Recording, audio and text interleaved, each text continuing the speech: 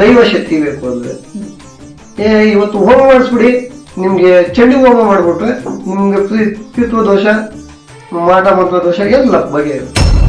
ಈ ಒಂದು ಕೆಲಸ ಇಲ್ಲಿ ಮಾಡಿದ್ರೆ ನೋಡಿ, ನಿಮ್ಮ ಕೆಲಸ ಆಗುವುದಂತೂ ಗ್ಯಾರಂಟಿ ರೀ. ಸಂತಾನ ಭಾಗ್ಯ ಅಂದ್ರೆ ಸುಮಾರು ಜನಕ್ಕೆ ಅದು ಪ್ರಾಬ್ಲಮ್ ಅಂತ ಹೇಳ್ಬೋದು.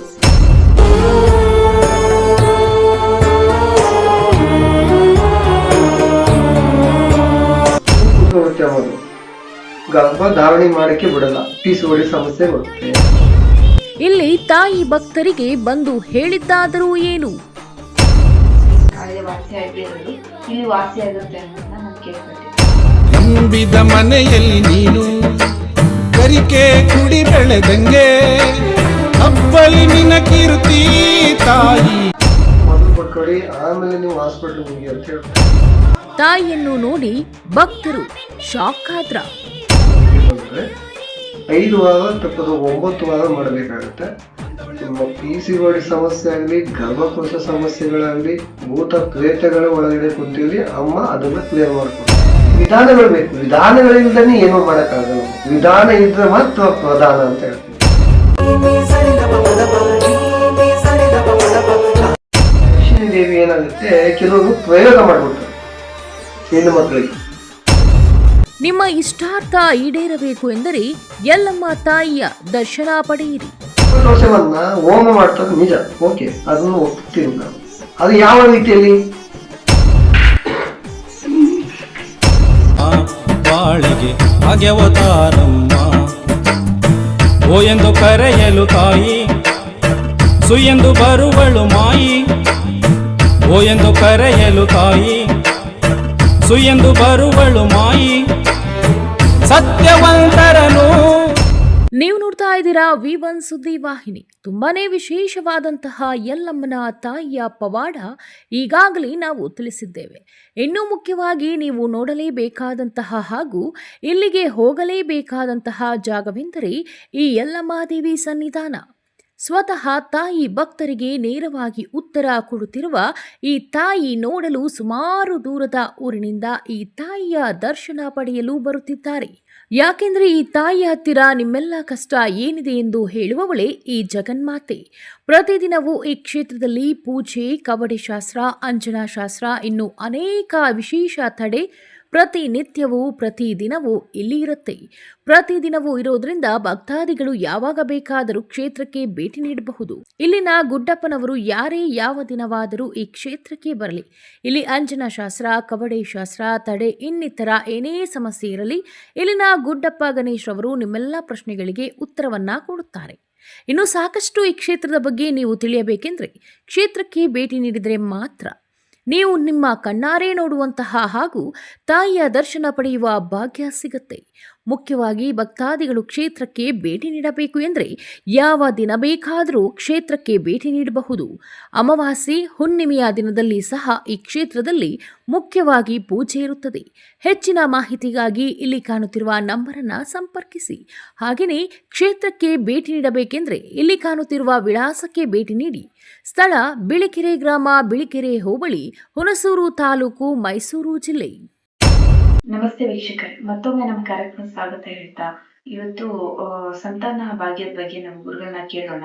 ಗುರುಗಳೇ ನಮಸ್ತೆ. ಗುರುಗಳ ಸಂತಾನ ಭಾಗ್ಯ ಅಂದ್ರೆ ಸುಮಾರು ಜನಕ್ಕೆ ಅದು ಪ್ರಾಬ್ಲಮ್ ಅಂತಾನೆ ಹೇಳ್ಬೋದು.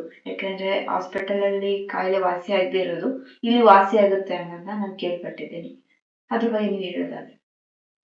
ದೈವ ಇಲ್ಲದೇನೆ ಯಾವುದು ನಡೆಯಲ್ಲ. ದೈವ ಶಕ್ತಿ ಮೊದಲು ಪಡ್ಕೊಳ್ಳಿ, ಆಮೇಲೆ ನೀವು ಹಾಸ್ಪಿಟಲ್ ಹೋಗಿ ಅಂತ ಹೇಳ್ತೀವಿ. ಕೆಲವ್ರಿಗೆ ಈ ಊಟ ಪದ್ಧತಿಗಳಲ್ಲಿ ನಾನಾ ರೀತಿಯಲ್ಲಿ ತಿಂದಿರ್ತಾರೆ. ಕೆಲವ್ರಿಗೆ ಜಿಡ್ಡಿನ ಅಂಶ ಇರುತ್ತೆ, ಕೆಲವ್ರಿಗೆ ನೀರು ಗುಳ್ಳೆ ಅಂತ ಹೇಳ್ತಾರೆ ಕೆಲವು ಜನ. ಇದು ನಮ್ಮ ಹೆಣ್ಮಕ್ಳುಗಳಲ್ಲಿ ಬಹಳಷ್ಟು ಕಾಡ್ತಾ ಇರುತ್ತೆ ನೀರ್ಗುಳ್ಳೆ ಅಂತ. ನಾವು ನೀರ್ಗುಳ್ಳೆ ಅಂತ ಹೇಳಿದ್ರೆ ಒಳಗಡೆ ಅದು ಏನಾಗುತ್ತೆ ಅಂದ್ರೆ ಗರ್ಭಕೋಶದ ಒಳಗಡೆ ಆ ಗುಳ್ಳೆ ಇಡಬೇಕಾದ್ರೆ ಒಂದು ಭೂತ ಪ್ರಯೋಗ ಆಗಿರುತ್ತೆ. ಆ ಭೂತ ಅಂತ ಹೇಳಿದ್ರೆ ನಮ್ ಸತ್ಕೆಟ್ಟವರ ಗುರುಗಳೇ ಅಂತ ಕೆಲವು ಜನ ಕೇಳ್ತಾರೆ. ಅಲ್ಲ, ಸತ್ಗೆಟ್ಟದಲ್ಲ, ಇದು ಭೂತ ಅಂತ ಹೇಳಿದ್ರೆ ಇದು ಹಿಂದಿನ ಕಾಲದಿಂದ ನಡ್ಕೊಂಡ್ ಬಂದೈತೆ. ಒಬ್ಬ ಒಬ್ಬ ಗುಪ್ತ ವೈದ್ಯನ್ ಕೂಡ ಅದನ್ನು ಕಾಣಿಸುತ್ತೆ. ಅದು ಹೆಂಗೆ ಅಂತ ಹೇಳಿದ್ರೆ ಗರ್ಭಕೋಶದಲ್ಲಿ ಕೂತ್ಕೊಂಡ್ಬಿಡುತ್ತೆ ಅನ್ನೋದು. ಗರ್ಭ ಧಾರಣೆ ಮಾಡಕ್ಕೆ ಬಿಡಲ್ಲ. ಪೀಸುವಡಿ ಸಮಸ್ಯೆ ಬರುತ್ತೆ, ಹೊಟ್ಟೆ ನೋವು ಬರುತ್ತೆ, ನಾನಾ ತರವಾಗಿ ಕಾಟ ಕೊಡ್ತಾ ಇರ್ತದೆ. ಈ ಕೆಲವು ಜನ ಹಾಸ್ಪಿಟಲ್ ಹೋಗ್ತಾರೆ, ಮಾತ್ರ ತಗೋತಾರೆ, 4 ದಿವಸ ವಾಸಿ ಆಗುತ್ತೆ, ಪುನಃ ರಿಟರ್ನ್ ಅದೇ ತರ ಹೊಟ್ಟೆ ನೋವು ಇರುತ್ತೆ. ತಿಂಗ ಅದು ಋತುಮತಿ ಆಗಕ್ಕೆ ಆಗಲ್ಲ. ಅಂತವ್ರಿಗೆ ನಾನು ಹೇಳುವುದು, ನನ್ನ ಅನುಭವದಲ್ಲಿ ಹೇಳ್ತಾ ಇರೋದು, ಈ ತಾಯಿ ಸನ್ನಿಧಾನಕ್ಕೆ ಬಂದ್ರೆ 5 ವಾರ ತಪ್ಪದು 9 ವಾರ ಮಾಡಬೇಕಾಗುತ್ತೆ. ನಿಮ್ಮ PCOD ಸಮಸ್ಯೆ ಆಗ್ಲಿ, ಗರ್ಭಕೋಶ ಸಮಸ್ಯೆಗಳಾಗ್ಲಿ, ಭೂತ ಪ್ರೇತಗಳ ಒಳಗಡೆ ಕುಂತಿರ್ಲಿ, ಅಮ್ಮ ಅದನ್ನ ಕ್ಲಿಯರ್ ಮಾಡ್ಕೊಡ್ತಾಳೆ. ಅದಕ್ಕೇನು ನೀವು ಚಾರ್ಜ್ ಆಗುತ್ತೆ ಗುರುಗಳೇ, ಎಷ್ಟು ಕೊಡ್ಬೇಕು ಗುರುಗಳೇ, ಇವೆಲ್ಲ ಇಲ್ಲ. ನಿಮ್ಮ ಸಮಸ್ಯೆಗಳು ಏನಾದ್ರು ಬೇರೆ ರೀತಿಯಲ್ಲಿ ಮಾಂತ್ರಿಕ ಪ್ರಯೋಗ ಆಗೈತಾ, ಇಲ್ಲ ನಿಮ್ಗೆ ಮಕ್ಕಳಾಗ್ಬಿಡ್ದು ಅಂತ ನಿಮ್ ಪಕ್ಕದ ಮನೆಯವರೇ ಮಾಡೋದ, ಇಲ್ಲ ಸ್ವಂತ ನಿಮ್ಮ ಒಡ ಹುಟ್ಟಿದವರೇ ಮಾಡಿದಾರ, ಅದನ್ನ ನಾವು ನೋಡಿ ಹೇಳ್ತೀವಿ. ಏನು ಇಲ್ಲ ಅಂತ ಹೇಳಿ ಖಂಡಿತವಾಗಿ 5 ವಾರ ಬಿಲು ಪ್ರಸಾದ ತಗೊಂಡ ತಕ್ಷಣ ಸಂತಾನ ನಿಲ್ಲೋದು ಪರಿಸ್ಥಿತಿ ಇಲ್ಲ. ಎಷ್ಟೋ ಜನಕ್ಕೆ ಇವಾಗ ಹಾಸ್ಪಿಟಲ್ಗೆ ಹೋಗ್ತಿದೀವಿ, ಅಷ್ಟು ತೋರ್ಸಿದ್ರು ಇದಾಗ್ತಾ ಇಲ್ಲ, ಅಂದ್ರೆ ಈ ಸಮಸ್ಯೆ ನಮಗೆ ಬಗೆಹರಿತಾ ಇಲ್ಲ ಅನ್ನೋದೊಂದು ಕ್ವಶನ್ ಮಾರ್ಕ್ ಇರುತ್ತೆ. ಮತ್ತೆ ನೀವ್ ಹೇಳಿದ್ರೆ ಇಲ್ಲಿ ಬಂದ್ರೆ ಅದು ಅಮ್ಮನವ್ರು ಬಗೆಹರಿಸ್ಕೊಡ್ತಾಳೆ. ಈಗ ಹಿಂದಿನ ಕಾಲದಲ್ಲಿ ರಾಜ ಮಹಾರಾಜ ಕಾಲದಲ್ಲಿ ಕೂಡ ಯಾವ ಹಾಸ್ಪಿಟಲ್ಗೂ ಹೋಯ್ತಿರ್ಲವ, ನಾಟ್ಯ ವೈದ್ಯರ ಹತ್ರ ಹೋಯ್ತಿದ್ರು, ಅವು ನಾಡಿ ಚೆಕ್ ಮಾಡ್ತಿದ್ರು, ಅದಕ್ಕೆ ಮಕ್ಕಳಾಗತ್ತವ ಇಲ್ಲ ಅನ್ನೋ ಲೆಕ್ಕಾಚಾರ ತಗೋತಿದ್ವು. ಅವಾಗೂ ಕೂಡ ದೈವ ಮೊರೆ ಹೋಗಿ ದೈವದಿಂದ ಪಡಿತಿದ್ವು ಮಕ್ಕಳನ್ನ. ಅಮ್ಮ ನಮಗೆ ಸಂತಾನ ಆದ್ರೆ ನಿಮ್ಗೊಂದು ಹೆಸರು ಕೊಡ್ತೀನವ ಅಂತ. ಕೆಲವರಿಗೆ ಇಲ್ಲಿಂದ ಪ್ರಸಾದ ಇಸ್ಕೊಂಡು ಹೋಗಿದ ತಕ್ಷಣ ನಿಂತ್ಕೊಡೈತವ. ಕೆಲವರಿಗೆ ಸಮಸ್ಯೆಗಳು ಉಂಟಾಯ್ತವ, ಯಾಕಂದ್ರೆ ಪಿತೃ ದೋಷಗಳು ಇರ್ತವೆ. ಮತ್ತೆ ಅವಾಗ ಎಡಕಂಟಕದಲ್ಲಿ ಕೆಲವು ಜನ ಏನ್ ಮಾಡ್ತಾರೆ, ಇವಾಗ ಮಕ್ಕಳೇ ಆಗ್ಬಾರ್ದು ಅನ್ನೋ ಲೆಕ್ಕಾಚಾರದಲ್ಲಿ ಏನ್ ಮಾಡ್ತಾರೆ, ಯಾವ್ದೋ ಒಂದ್ ದೇವತೆಗೆ ಹೋಗೋದು, ಇವ್ ಮಕ್ಕಳಾಗ್ಬಾರ್ದು ಅನ್ನೋದು ವಶೀಕರಣ ಮತ್ತೆ ಭೂತ ಪ್ರಯೋಗಗಳು ಈ ರೀತಿ ಮಾಡಿರ್ತಾರೆ. ಇವಾಗ ಹಾಸ್ಪಿಟಲ್ಗೆ ಎಷ್ಟೇ ದುಡ್ಡು ಸುರಿತಾನೆ ಇರ್ತವೆ ಕಣಮ್ಮ. ಹೋಗಿ 4 ದಿವಸ ಚೆನ್ನಾಗಿದ್ರೆ ಇನ್ ಪುನಃ 5ನೇ ದಿವಸಕ್ಕೆ ಪುನಃ ಹಾಸ್ಪಿಟಲ್ ಹೋಗು, ಏನು ಹುಷಾರಿಲ್ಲ, ಏನು ಹೊಟ್ಟೆ ನೋವು, ಈ ರೀತಿ ಇಂಥವು ಹಿಂಡವಂತ ಭೂತ ಪ್ರಯೋಗಗಳಲ್ಲಿ ನಡೆಸುವಂತದ್ದು. ಭೂತ ಪ್ರಯೋಗ ಒಂದು ಯಕ್ಷಿಣಿ ಅಂತ ಹೇಳ್ತೀವಿ ನಾವು. ಕೆಲವು ಜನ ಯಕ್ಷಿಣಿ ಇಟ್ಕೊಂಡೆ ಅದನ್ನ ಕಿವಿಲಿ ಬಂದು ಹೇಳುವಂಥದ್ದು ಯಕ್ಷಿಣಿ ದೇವಿ. ಆ ಯಕ್ಷಿಣಿ ದೇವಿ ಏನಾಗುತ್ತೆ, ಕೆಲವರು ಪ್ರಯೋಗ ಮಾಡ್ಬಿಡ್ತಾರೆ ಹೆಣ್ಣು ಮಕ್ಕಳಿಗೆ. ಯಾಕಂದ್ರೆ ಆ ಹುಡುಗಿ ನಾನು ವಶೀಕರಣ ಮಾಡ್ಕೋಬೇಕು, ಆದ್ರೆ ಅಲ್ಲಿ ವಶೀಕರಣ ಆಗಿ ಕೂಡ ಏನಾಗುತ್ತೆ, ಆ ಹುಡುಗಿ ಇನ್ನೊಬ್ಬವನ್ನ ಮದುವೆ ಆಗಿರುತ್ತೆ. ಆ ಮದುವೆ ಆಗಿರುವಾಗ ಆ ಸಮಸ್ಯೆ ಆವಾಗ ಗೊತ್ತಾಗಲ್ಲ ಅವ್ರಿಗೆ. ಈ ಮದುವೆ ಆದ್ಮೇಲೆ ಪ್ರಾಬ್ಲಮ್ಸ್ ಆಗೋದು, ಗಂಡ ಹೆಂಡತಿದು ಕಿತ್ತಾಡೋದು, ಹೊಡೆದಾಡೋದು, ಮಕ್ಕಳ ಸಮಸ್ಯೆ, 7 ವರ್ಷ ಆಯ್ತು 10 ವರ್ಷ ಆಯ್ತು ಮಕ್ಕಳಿಲ್ಲ ಅನ್ನೋ ಲೆಕ್ಕಾಚಾರ ಕಿತ್ತಾಡೋದು. ಯಾಕಂದ್ರೆ ಇವ್ರು ಮೊದ್ಲೇ ಮಾಡ್ಕೊಂಡಿರ್ತಾರೆ ಅದನ್ನ. ಈಗ ಒಂದು ಹುಡುಗನ ಇಷ್ಟಪಟ್ಟಿರ್ತಾರೆ, ಅವನ್ ಏನ್ ಮಾಡಿರ್ತಾನೆ, ಈ ಹುಡುಗಿ ನನಗೆ ಬೇಕು ಅಂತ ಹೋಗಿ ಏನೋ ಮಾಡಿಸ್ಬಿಡ್ತಾನೆ. ಆ ಮಾಡಿಸಿದಾಗ ಏನಾಗುತ್ತೆ, ಈ ರೀತಿಯಲ್ಲಿ ತೊಂದರೆ ಸಿಗಾಕತ್ತವ್ರು. ಕೆಲವರಿಗೆ ಮನೆಯಿಂದಾನೇ ಸಮಸ್ಯೆ ಉಂಟಾಯ್ತವೆ. ಕೆಲವು ದೊಡ್ಡ ಇರ್ತವೆ, ಆತ್ಮಕ್ಕೆ ಶಾಂತಿ ಸಿಗಲ್ಲ, ಅವರು ಮನೇಲೆ ಓಡಾಡ್ತಾ ಇರ್ತವೆ, ಅದು ಕೂಡ ಕೆಲವರಿಗೆ ಮಕ್ಕಳಾಗಲ್ಲ. ಕೆಲವರು ಸರ್ಪದೋಷ ಇರ್ತವೆ, ಸರ್ಪದೋಷ ಇದ್ದಾಗ ಮಕ್ಕಳಾಗಲ್ಲ. ಸುಬ್ರಹ್ಮಣ್ಯ ಹೋಗಿದ ಸ್ವಾಮಿಗಳೇ ಅದು ಕೂಡ ಆಗ್ಲಿಲ್ಲ, ಆ ಪಾರ್ಟಿ ಮಾಡ್ದೋ ಆದ್ರೂ ಕೂಡ ಆಗಿಲ್ಲ ಏನೋ ಲೆಕ್ಕಾಚಾರದಲ್ಲಿ ಹೇಳ್ತಾರೆ. ನಾನು ಹೇಳ್ದೆ, ಸುಬ್ರಹ್ಮಣ್ಯ ಹೋಗ್ಬೇಕಾದ್ರೆ ಅಷ್ಟು ಸುಲಭ ಅಲ್ಲಮ್ಮ. ಹೋಗಿ ನೀವು ಟೀ ಕುಡಿ ಅಷ್ಟರಲ್ಲಿ ಹೋಗಿ ದೇವಸ್ಥಾನ ನೋಡ್ಕೊಂಡ್ ಬಂದ್ರಲ್ಲ, ನೀವು ಏನು ಆ ಗಂಗೆಯ ಸ್ಥಾನದಲ್ಲಿ ಏನ್ ಪೂಜೆಯನ್ನ ಸಲ್ಲಿಸ್ತೀರೋ, ಆ ಪೂಜೆಯನ್ನ ಸಲ್ಲಿಸಾದ್ಮೇಲೆ ಆ ವಯ್ಯನ ಹತ್ರ ಹೋಗಿ, ಆ ಭಗವಂತನ ಹತ್ರ ಹೋದ್ರೆ ನಿಮ್ ಖಂಡಿತವಾಗಿ ಪರಿಹಾರ ಸಿಗುತ್ತೆ. ಕೆಲವರು ಹೋಮ ಮಾಡ್ಬಿಡಿ, ಸರ್ಪದೋಷವನ್ನ ಹೋಮ ಮಾಡ್ತಾರೆ ನಿಜ, ಓಕೆ, ಅದನ್ನು ಒಪ್ತೀನಿ ನಾನು. ಅದು ಯಾವ ರೀತಿಯಲ್ಲಿ, ಅದು ಯಾವ ರೀತಿ ವಿಧಾನಗಳು ಬೇಕು, ವಿಧಾನಗಳಿಂದನೇ ಏನೋ ಮಾಡಕ್ಕಾಗಲ್ಲ. ವಿಧಾನ ಇದ್ರೆ ಮಾತ್ರ ಪ್ರಧಾನ ಅಂತ ಹೇಳ್ತೀವಿ. ಒಂದು ದೈವ ಶಕ್ತಿ ಬೇಕು ಅಂದ್ರೆ, ಇವತ್ತು ಹೋಮ ಮಾಡಿಸ್ಬಿಡಿ, ನಿಮ್ಗೆ ಚಂಡಿ ಹೋಮ ಮಾಡ್ಬಿಟ್ರೆ ನಿಮ್ಗೆ ಪಿತೃ ದೋಷ, ಮಾಟ ಮಂತ್ರ ದೋಷ ಎಲ್ಲ ಬಗೆ ಇರುತ್ತೆ. ಹೊಟ್ಟೆ ನೋವು ಬಂದಿರೋದು ನನಗೆ, ಅದು ಮಾತ್ರ ಕೊಟ್ರೇನೆ ಹೊಟ್ಟೆ ನೋವು ಹೋಗಕ್ಕೆ. ನೀವು ಜಂಡು ಹೋಮ ಹಚ್ಚೋದು ಹೋಗುತ್ತಾ? ಹೋಗಲ್ಲ. ಅದಕ್ಕೆ ದೈವ ಶಕ್ತಿಯಲ್ಲಿ ಆದ ವಿಧಾನಗಳಲ್ಲಿ ನಡೆಸುವಂಥದ್ದು ಇಷ್ಟೇ. ನಿಮಗೆ ಏನಾದ್ರು ಸಮಸ್ಯೆಗಳಿದ್ರೆ ಮಕ್ಕಳ ಸಮಸ್ಯೆ ಇದಾವೆ. ಯಾಕಂದ್ರೆ ಒಂದು ವಾರ ಬರ್ತೀವಿ, ಒಂದು ವಾರದಲ್ಲಿ ನಮ್ ಬಗೆಹರಿತ ಅಂತ ಕೇಳ್ತೀವಿ. 7 ವರ್ಷ 10 ವರ್ಷ ಹಾಸ್ಪಿಟಲ್ಗೆ ಓಡಾಡಿ ನಿಮ್ಗೆ ಬಗೆಹರಿಸಕ್ಕಾಗಿಲ್ಲ, ಒಂದು ವಾರದಲ್ಲಿ ಬಗೆಹರಿಸಕ್ಕಾಗ್ದ? ಹಾಗಲ್ಲ, ಅಮ್ಮನ ಟೈಮ್ ತಗೊಳ್ತಾರೆ. ಟೈಮ್ ತಗೋತಾರೆ, 5 ವಾರ ತಗೋತಾರೆ. ಹ್ಮ್ 5 ವಾರ ಪಕ್ಕ ತಗೋತಾರೆ. 5 ವಾರದಲ್ಲಿ ಏನ್ ಸಮಸ್ಯೆ ಆಗಿತ್ತೋ ಅದೆಲ್ಲ ಒಂದೊಂದಾಗಿ ಬಿಡಿಸಿ ಅದನ್ನ ತಾಳಕ್ಕೆ ತಂದು ನಿಲ್ಲಿಸ್ತಾರೆ. ಈಗ ನೀವ್ ಹೇಳಿದ್ರೆ 5 ವಾರ ತಗೊಳ್ತಾರೆ ಅಂತ. ಹ್ಮ್ ಇವಾಗ ದೇವ್ರಲ್ವಾ, ಹ್ಮ್ ದೇವ್ರು ಅಂದ್ರೆ ಶಕ್ತಿ ಹೊಂದಿರೋ ದೇವ್ರು. ಇವಾಗ ಬೇಗ ಪರಿಹಾರ ಮಾಡ್ಬೋದಲ್ವಾ ಅನ್ನೋ ಕ್ವಶನ್ ಮಾರ್ಕ್ ಇರುತ್ತೆ ಎಷ್ಟೋ ಜನಕ್ಕೆ ಕ್ವಶನ್ ಮಾರ್ಕ್ ಈ ಗಳಿಗೆಲೆ ಆಗುತ್ತೆ ಅಂತ ಕೆಲವು ಜನ ಹೇಳ್ತಾರೆ. ಆ ಗಳಿಗೆಲೆ ಆಗಲ್ಲಮ್ಮ. ಯಾಕಂದ್ರೆ ಗಂಡ ಹೆಂಡತಿಯಲ್ಲಿ ಸಮಸ್ಯೆಗಳಿದ್ದಾಗ ಯಾರು, ಈಗ ಹೆಣ್ಣಲ್ಲಿ ಸಮಸ್ಯೆ ಇರೋದು ಗಂಡನಲ್ಲಿ ಸಮಸ್ಯೆ ಇರುತ್ತೆ. ನಾವು ನಾಡಿ ಹಿಡಿದು ಚೆಕ್ ಮಾಡ್ಬಿಡ್ತೀವಿ, ನಾಡಿ ಹಿಡಿದಾಗ ಹೇಳುತ್ತೆ ಗಂಡನಲ್ಲಿ ಈಗಾಣಸ ಈಗ ಅಂಡಾಣಸ ಇದರಲ್ಲಿ ವೀರಾಣಿಗಳನ್ನು ಕಮ್ಮಿ ಇರ್ತವೆ. ಅವನಿಗೆ ಗಂಡಸು ಅದವನು ಮೊದ್ಲಂಗೆ ಇಟ್ಟು ಮುದ್ದೆ ತಿನ್ನಲ್ಲವ. ಈಗ ಏನೇ ಇರೋದು, ಈಗ ಪಿಜ್ಜಾ ಬರ್ಗರ್ ಅಂತ ತಿಂತಾರೆ. ಅದರಿಂದ ಮಕ್ಕಳಾದ್ರು ಕಷ್ಟ. IF ಮಾಡಿಸ್ಕೊಂಡು ಆರಾಮಾಗಿ ಇರಿ ಅಂತ ಹೇಳ್ತೀವಿ. ಯಾಕಂದ್ರೆ ಹೋಗಲ್ಲ.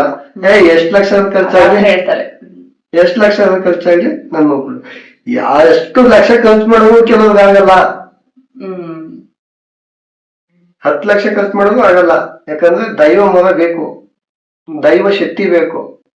ಮಾಂತ್ರಿಕ ಆಗಲ್ಲ, ದೈವ ಬಲ ಬೇಕು, ನಿಮ್ ಮನೆ ದೇವ್ರ ಬಲ ಬೇಕು. ಅಂತ ಜನಗಳಿಗೆ ನಾನು ಹೇಳೋದಿಷ್ಟೇ, ಈ ಒಮ್ಮನ್ ನಂಬ್ಕೊಂಡ್ ಬನ್ನಿ. ಇದ್ರೆ ಶಾಶ್ವತ ಪರಿಹಾರ. ಎಲ್ಲಮ್ಮ ಮಕ್ಕಳಲ್ಲಿ ಎತ್ತಿದ ಕೈ. ಮಕ್ಕಳನ್ನ ಕೊಡ್ಬೇಕಾದ್ರೂ ಅಷ್ಟೇ ತೂಕ ಭಾಗ ಮಾಡಿ ಕೊಡ್ತಾಳೆ. ತೂಕ ಭಾಗ ಇಲ್ಲದೆ ಅವ್ರು ನಡೆಯಲ್ಲ. ಇಷ್ಟನ್ನೇ ಹೇಳಕ್ ಇಷ್ಟ. ಮತ್ತೆ ಇನ್ನೊಂದು ಕೇಳ್ಪಟ್ಟೆ, ಅಮ್ಮನವರು ಹೇಳ್ತಾರೆ ಮಕ್ಕಳ ಬಗ್ಗೆ ಆಗ್ಬೇಕು, ಇಂತ ಮಗುನೇ ನಿನ್ಗೆ ಸಂತಾನ ಫಲ ಕೊಡ್ತೀನಿ ಅನ್ನೋದು ನುಡಿ ಕೊಡ್ತಾರೆ ಅಮ್ಮನವರು. ಆ ನುಡಿ ಕೊಟ್ಟಾಗ ಕೆಲವು ಟೈಮಲ್ಲಿ ಏನಾಗುತ್ತೆ ಅಮ್ಮ, ಒಳ್ಳೇದಾಗುತ್ತೆ ಅಮ್ಮ. ಕೆಲವು ಟೈಮ್ಗಳಲ್ಲಿ ಅವ್ರ ಗ್ರಹಗತಿಗಳಲ್ಲಿ ಏನಾಗಿ ತೊಂದರೆ ಇದ್ದಾಗ ಏನ್ ಕೇಳೋದು ಗಂಡ ಆಗುತ್ತೆ, ಗಂಡು ಕೇಳೋದು ಹೆಣ್ಣಾಗುತ್ತೆ. ಆ ತರ ಆಗುತ್ತೆ, ಕೊಟ್ಟೆ ಕೊಡ್ತಾರೆ. ಈ ಫಲ ಈಗ ನಾನು ಬಂದ್ಮೇಲೆ ಇಲ್ಲಿಗೆ ಒಬ್ಬರಿಗೆ ಟೈರಾಯ್ಡು ಮತ್ತೆ ನಾನಾ ತರದ ಸಮಸ್ಯೆ ಇತ್ತು. ಅವಾಗ 12 ವರ್ಷ ಆಗಿತ್ತು ಮಕ್ಕಳಾದ್ರೆ. 12 ವರ್ಷ ಆಗಿತ್ತು. 12 ವರ್ಷ ಆಗಿದೆ. ಆಮೇಲೆ ಬಂದು ನಾನು ಹೇಳೋ ಪದ್ಧತಿ ಇಲ್ಲ, 5 ವಾರ ಮಾಡೋದಮ್ಮ. ಒಂದು ದಿನನೂ ಬಿಡದೇನೆ 5 ವಾರ ಮಾಡೋದು. ಫಲ ಬೇಕಲೇಬೇಕು ಅಂತ. ಈಗ 6 ತಿಂಗಳು ಗರ್ಭಿಣಿ ಆಗವ್ರೆ. 6 ತಿಂಗಳಾಗತ್ತೆ. ಇನ್ನೊಬ್ಬ ಮದುವೆಯಾಗಿ 5 ವರ್ಷ ಆಗಿತ್ತು. ಒಂದು ಮಗುಗೆ ನೋಡಮ್ಮ ಇಂಥ ದಿನದಲ್ಲೇ ನಿನಗೆ ಗರ್ಭ ನಿಂತುತ್ತೆ, ಅದನ್ನ ಪರಿಹಾರ ಮಾಡ್ಕೊ ಅಂತ ಬರೀ ಒಂದ್ ತಡೆ ಹೊಡ್ಸ್ಕೊಂಡು ಈ 3 ವಾರ ಬಂದು ದರ್ಶನ ಪಡ್ಕೊಂಡೋಗಿಲ್ವ. ಗಂಡ ದಿನ ಹೊಡಿತಿದ್ನಂತ ಅವ್ನಿಗೆ, ಮಕ್ಳೆಲ್ಲ ಬಂಜಿ ನೀನು ಅಂತ.